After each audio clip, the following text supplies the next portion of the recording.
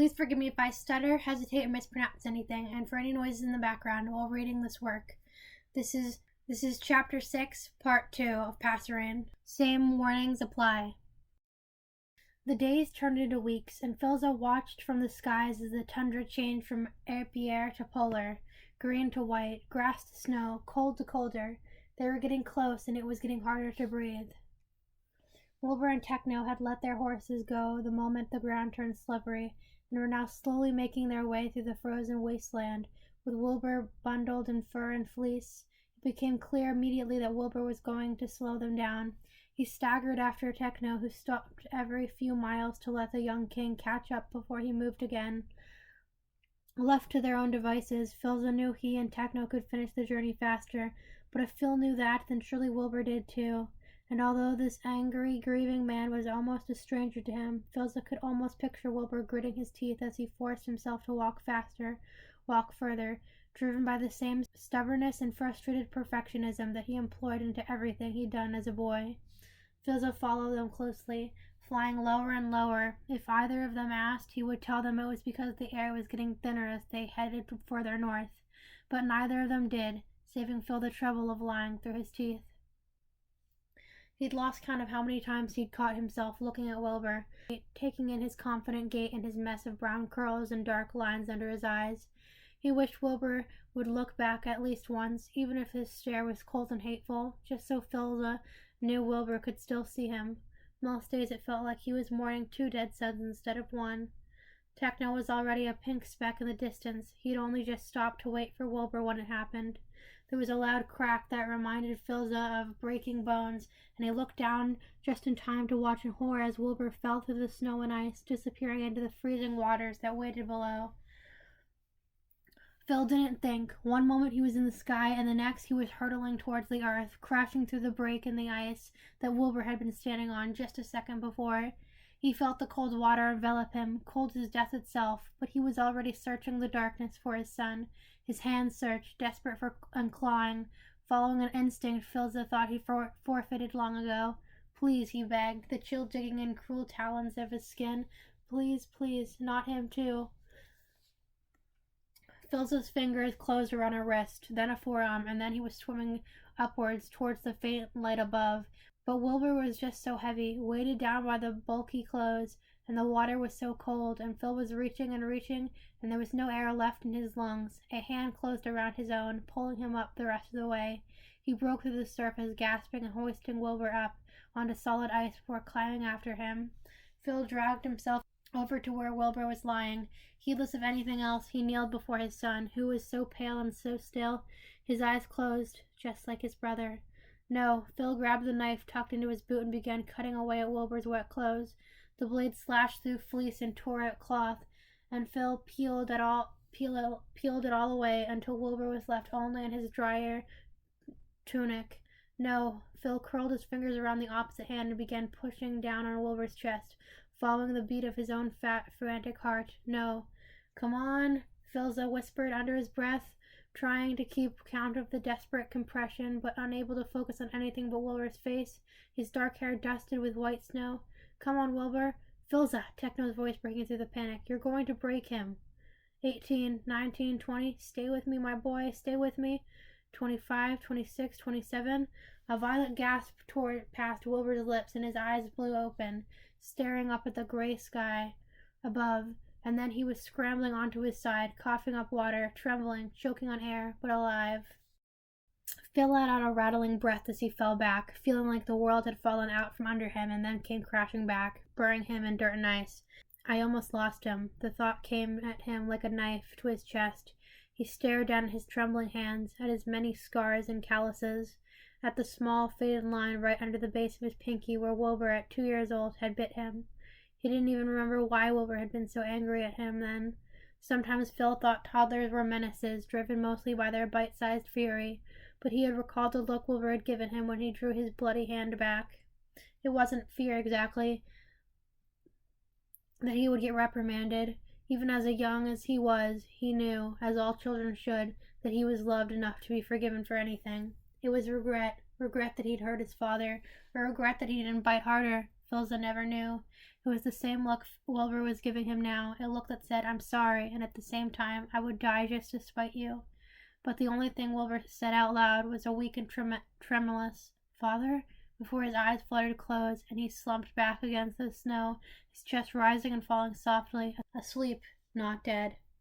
"We have to get him out of the cold." Phil's eyes slid to Techno. He'd almost forgotten that the other god was there, kneeling on the other side of Wilbur. If Phil had not known him for centuries, he would have missed the way Techno's eyes hardened as he wordlessly unclasped his cloak and wrapped it tightly around Wilbur. Techno lifted the sleeping man up in his arms. Wilbur's head lolling against his shoulders, he began walking purposely towards the tundra once more, cautiously this time, of the fickleness of the icy ground. Philza stared after him, his pulse still racing, surprised by the gentleness with which Techno had taken his son from him. An old conversation rose to the shallows of Philza's memory between two immortals at the dawn of a new age. "My people needed a leader, not a hunter, and I didn't bring you because I didn't know when to be either." But this time, Philza did not know which of them the accusation was for. He looked up into the distance. Somewhere out there was a town. In that town there was a god Philza had sacrificed his son's love for, a god that had the answers for every question Philza had ever asked himself, even the question of whether it was worth it. Was it worth Wilbur's anger? Was it worth a childhood Philza had not witnessed? And then Phil remembered Tommy, in the precious moments they had before he bled out in his brother's arms, and for him, Phil decided, he would abandon 1,000 kingdoms, and if his sons hated him for it, then at least they could live to do it. At least they would have Technoblade.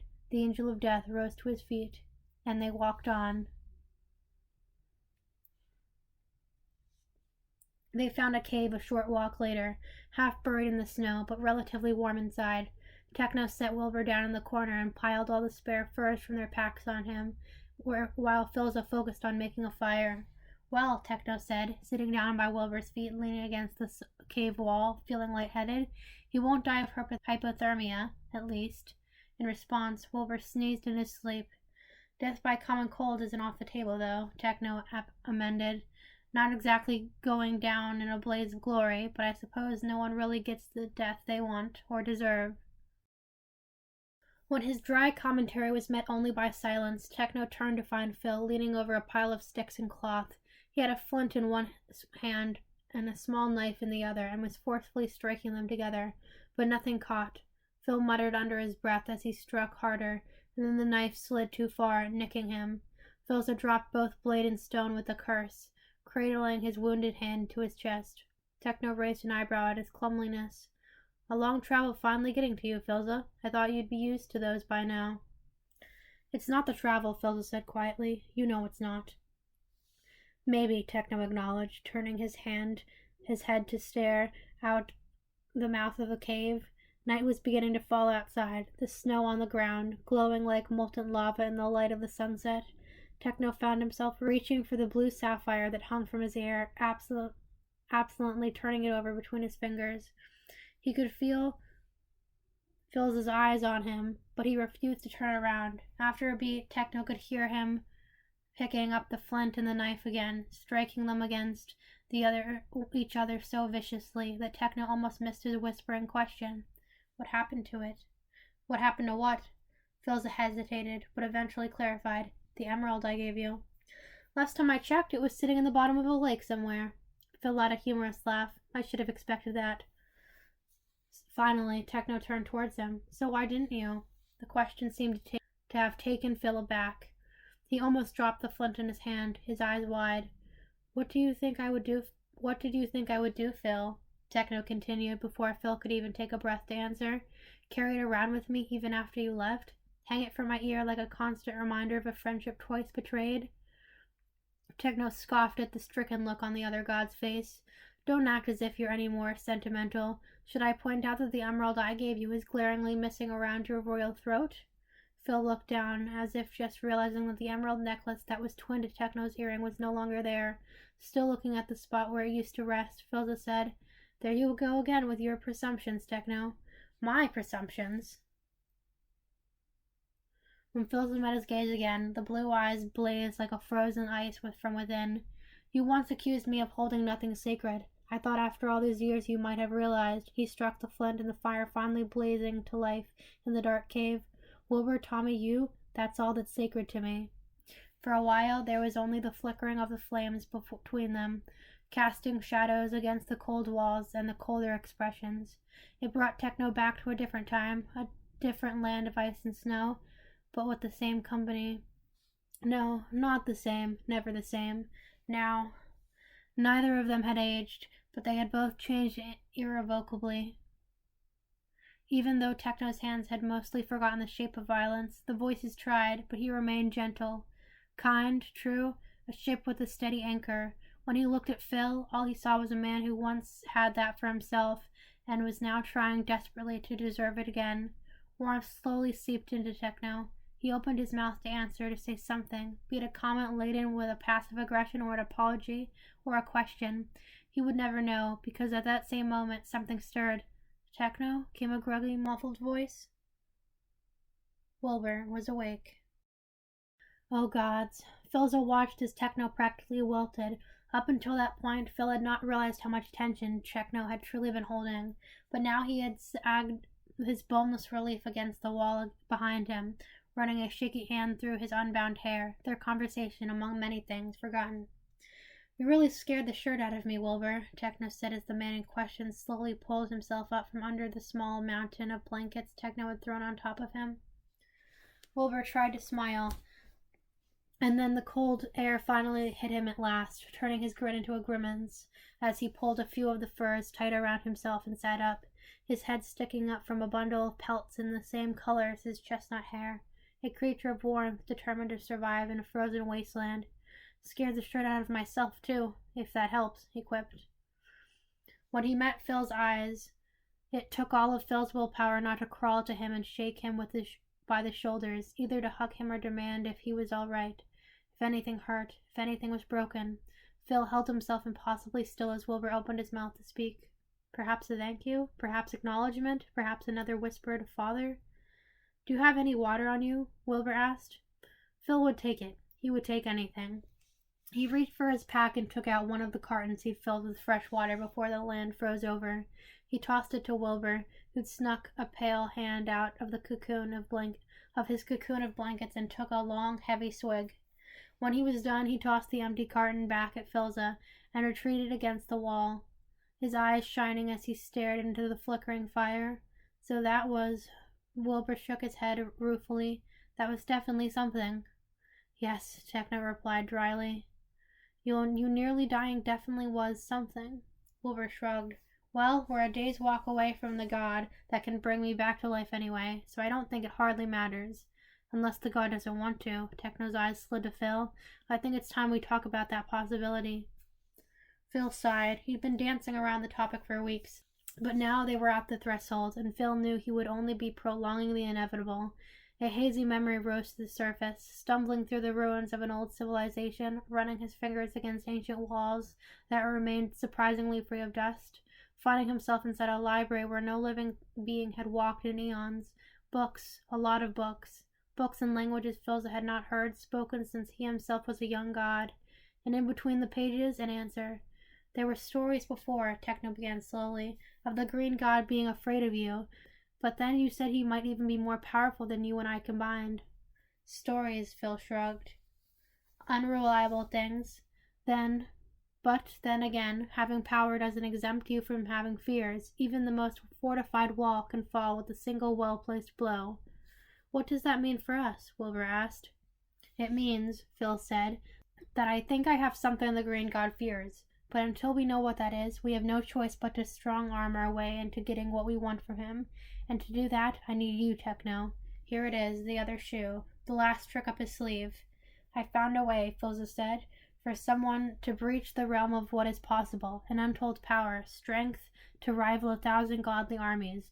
All we need are 2 gods, one to be its vessel and the other to be its sacrifice. Sacrifice? Wilbur and Techno said at once, one sounding incredulous and the other simply curious. Yes, despite the fire in front of him, all Phil could feel was a freezing cold. I need your godhood, Technoblade. There was a long pause, and then Wilbur's voice, sharp and blade cutting through the silence. But what will happen to you? Philza opened his mouth to answer, then promptly closed it as he realized Wilbur was looking at Techno. The blood god, in turn, looked lost in contemplation. When he finally met Philza's eyes, his expression was blank and merciless as a bed of fresh snow hiding spikes beneath. Will I die? There was no emotion behind the question, just an objective. Philza shook his head. No, at least I don't think so. You don't think so? Wilbur repeated viciously. Techno's life is on the line here. Do you think you can give us a better answer than that? Wilbur, Techno said sharply, calm yourself. Let the man finish. You won't die, Phil said above Wilbur's protests, but you will lose everything that makes you divine. Your strength, your invincibility. My immortality, Techno finished. Will I lose that as well? Yes, Phil said quietly. You will. Good, Technoblade said, stunning even Wilbur into silence. He seemed to consider his words for a few moments before giving a nod, the movement like a hammer slamming down on the final nail in the coffin. That's good.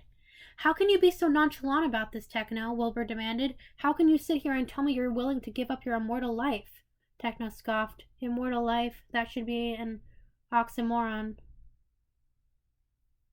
He looked down at his hands, clenching and unclenching them in his lap. There is not much living to be done when you're immortal, Wilbur.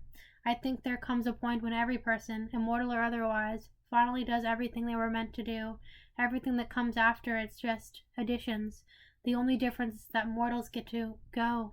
You get to finish your story, close your book. He took a deep, rattling breath. I've always envied you for it. Are you done then? Wilbur asked, his expression caught between furious indignation and fear of losing yet another brother. Do you think you've done everything? My life was fulfilled the day I met you and Tommy, Techno said. Everything that came after was an epilogue I frankly don't deserve. After we get him back, someday, not someday soon, I hope, but someday, I want to get to follow you wherever finished stories go. Wilbur's eyes shone in the gloom. Techno, he began, his words barely a whisper. But, Techno cut him off briskly, suddenly rising his feet. That's only our last resort, isn't it? I don't have to sacrifice anything until push comes to shove, right? He gave Philza a pointed look until Philza nodded, hesitantly. Right. Well, I'll go hunting for dinner. Try not to kill each other while I'm gone. And then Wilbur and Philza were left alone. Techno ran. He ran until his lungs were free of smoke and the cave talks of immortality. He ran until he was more a blur than man, more air than body. He ran until he fell to his knees in front of a cracked ice and almost claimed the last life Techno gave a shirt about.